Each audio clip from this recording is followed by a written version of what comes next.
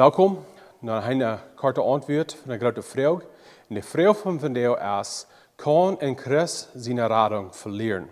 Ik geloof voor viele christen is dit een van de grootste vragen, dat is een van de grootste twijfel en kamp, wat viele christen zijn. En dat is zeer wichtig dat we ons zeker zijn, wo we met God staan doen.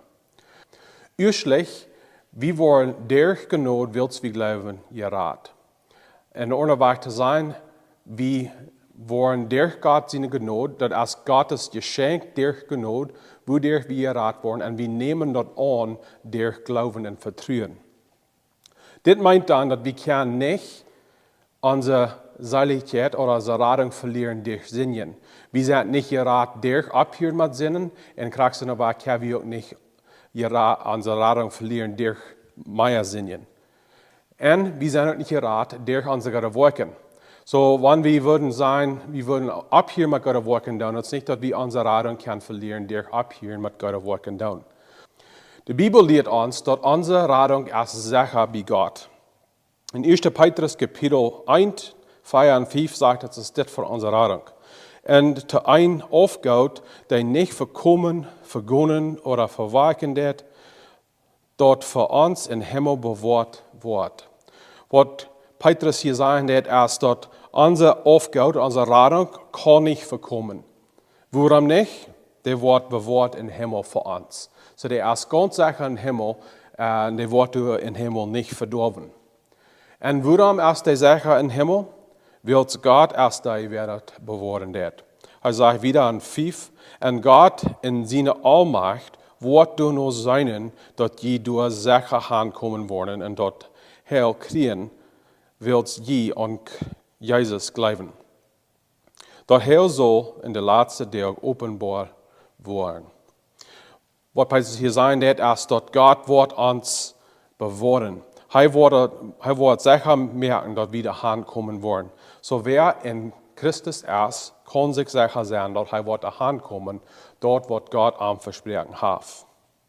Wieder die Bibel lehrt uns, dass keiner kann unsere Radung wahrnehmen. Der ist sicher wie Gott und keiner kann uns die wahrnehmen. Johannes Kapitel 10, 28 und 29 sagt es dort. Und ich gebe an, ich wird leben, und sie werden niemals umkommen.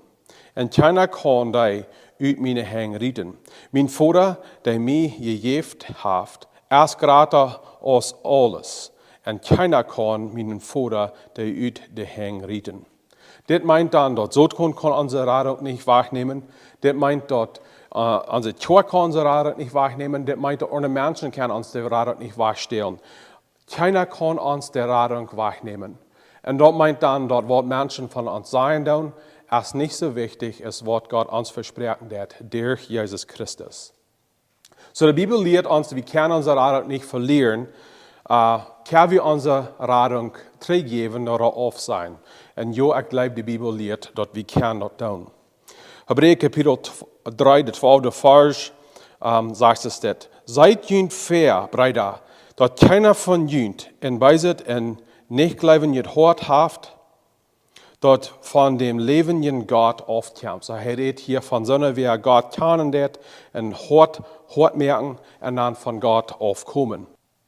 Und dann 2. Petrus, Kapitel 2, die erste Vers, der letzte Part sagt, die wollen sich sogar von den Herrn los sein, die ihn gekauft hat, und du der Schwind verdorben über sich bringen. So, ich glaube, eine simple Weg, um das zu verstehen, ist, wenn wir in Christus sind, durch Glauben, dann sind wir rat. Unsere Radung ist sicher.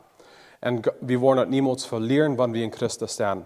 Aber wenn wir Christus aufsehen dann, und gerade eine große Entscheidung, was wir merken, dass Jesus annehmen, auch aufsehen und nicht weiten von Christus, dann lehrt die Bibel uns, dass wir unsere Radung aufsehen.